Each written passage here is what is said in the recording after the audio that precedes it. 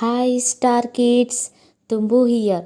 నేను ఇప్పుడు మీకు తుంబు అండ్ డక్లింగ్ స్టోరీ చెప్తాను. నేను ఒకరోజు ఫారెస్ట్లో బనానా తింటూ నడుచుకుంటూ వెళ్తున్నాను. ఫారెస్ట్లో క్లైమేట్ చాలా బాగుంది అండ్ నాకు ఇష్టమైన బనానాని కూడా నేను ఎంజాయ్ చేస్తూ తింటూ వెళ్తున్నాను. నాకు అప్పుడు ఒక డక్లింగ్ హెల్ప్ హెల్ప్ అని అరుస్తున్న సౌండ్ వచ్చింది. ఆ డక్లింగ్ పాపం వాళ్ళ అమ్మ దగ్గర నుంచి తప్పిపోయి వాటర్లో పడిపోయి దానికి స్విమ్మింగ్ రాదు, అందుకే అరుస్తుంది. అప్పుడు నేను వెళ్ళి డక్లింగ్కి ఒక స్టిక్ ఇచ్చి దానిని మెల్లిగా సేవ్ చేసి పైకి తీసుకొని వచ్చాను. ఆ డక్లింగ్ పాపం చలికి వణుకుపోతూ ఉంది.